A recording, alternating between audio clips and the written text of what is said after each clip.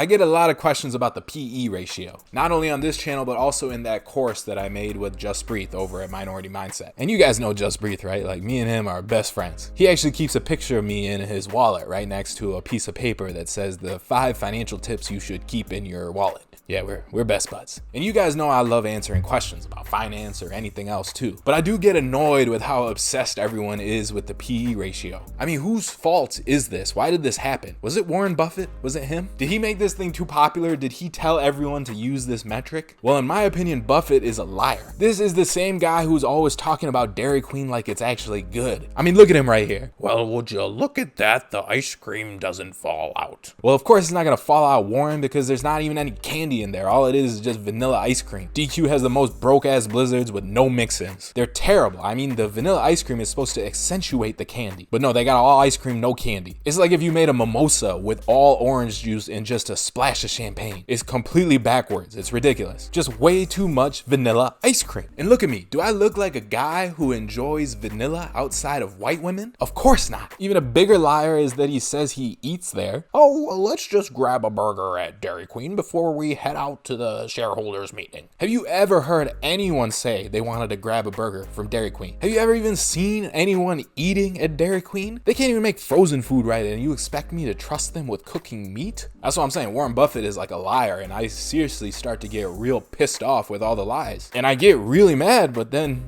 I just see that chiseled jawline, that beautiful smile, those baby blue eyes, and it all just kind of melts away, just like that disgusting blizzard ice cream. And oh man, Warren, I can't stay mad at you. And what were we talking about? Am I blushing a little bit? I'm sorry. It's just the Buffett effect. But PE ratios, yeah, let me explain what they are and how to use them the right way. And by the way, we go more in depth into PE ratios and how we use them with our team in the Explosive Stock Scanner Blueprint. So I'm going to put a link to that down below in the description and comments. Definitely check that out. And we go over a lot more than just the PE ratio, but basically everything you need to find the best stocks in the market and how to automate all of it so you save time. But okay, let's just start with the definition of what the PE ratio is. It's the price to earnings ratio. So it measures the current share price relative to its per share earnings, or earnings per share, which is that EPS. So this thing is also known as the price multiple or the earnings multiple. And PE ratios are used by investors and analysts to determine the relative value of a company's shares in an apples to apples comparison. It's the key part, relative value. We'll go back to that. But it can also be used to compare a company against its own historical record or to compare aggregate markets against one another over time. So it's price to earnings, right? So you're trying to see how much are people paying, like what's the stock price for each $1 of earnings. And in the most simplest terms, you're getting a better deal if you're paying less for each dollar of earnings. So a company with a PE ratio of 500 means you're paying $500 for $1, not a great deal. Versus a PE ratio of 3 at another company, you're paying $3 for each $1, much better deal. And again, that's the simple, basic idea. It doesn't actually work like that in practice, but that's what we're gonna go over. And just to calculate the PE ratio is simple. Like right here, you see for GM, it's 7.34. So all they're doing is taking this price, $33, and dividing by this earnings per share, at $4.58, and you'll get around $7.34. So you're paying $7.34 for each $1 of earnings. So now that we've established that basic definition, it's understandable why I get questions like, what's a good PE ratio? Or is 10 a good PE ratio? A lot of people want a specific number of what to look for, but unfortunately it doesn't always work like that because it's all relative. So asking if 10 is a good PE ratio is like asking if $20 an hour is a good salary. Well, it depends, right? For a high school kid, like sure, $20 an hour is amazing. With $20 an hour, he can buy all the jewels and Fortnite V-Bucks that he wants. He'll be like the most popular kid in school with all that cash coming in. He'll have like TikTok girls flossing all around him and I don't know, more Zoomer stuff. But $20 an hour as a salary for the CEO of a big company, well, that's nothing. Like at that point, he's so poor that he'd be one of the few CEOs whose wife isn't trying to divorce him because she wouldn't get anything out of it. The point is, there's no absolute value for the PE ratio that's going to be good. It's all relative. So you got to be able to do the analysis in context and compare, like, Investopedia said, apples to apples. So similar companies, like oranges to oranges. So like one orange might be perfectly round and plump, while the other is beat up and bruised, damn near orange juice already, basically belongs in a bag scattered oranges shelter, but they're still both oranges, so you can do the comparison. Is this making sense? Is this just too many stupid metaphors? All right, we'll go into some examples. So check it out, AMD. Let's look at the PE ratio for AMD, which is a chip maker. You can see AMD's PE ratio is pretty high, 172. So again, if you're evaluating this in a vacuum, which you should not do, then you'd be like, oh, whoa, they're way too expensive. I don't want to pay $172 for $1. That's stupid. But I mean, then look at AMD's stock. It just keeps rocketing higher. So you can't go back and tell me that it was a bad choice to get in. Now, of course, that's dependent on your strategy, but even something with a super high PE ratio can make good money. Now, if you look at something like Deutsche Bank, it doesn't even have a PE ratio, and that's because it loses money. So in this case, in the most basic terms, you'd be paying to actually lose money. But then look at Deutsche Bank right here. It's been crushing it recently on this rebound. So my point here is don't get stuck on a PE ratio because it's not everything. And you're gonna see that different industries have different PE ratios. Like a semiconductor stock like AMD is not gonna have the same range of PE ratio compared to a bank like Deutsche Bank. So once again, can't look at it in a vacuum. Let's look at some car companies. We'll look at a few because they're all in the same family and industry. So look at GM right here, which we've already looked at before, right? It's at 7.34 for its PE ratio. Okay, what does that mean? We don't really know yet. So let's look at Chrysler. What's its PE ratio? 6.54, very close to GM, right? Now this small discrepancy, because GM is higher, right? It has a higher PE ratio. It might mean that GM is a little overvalued, or it could mean that Chrysler is a little undervalued. Now let's look at another car company. Let's look at Ford.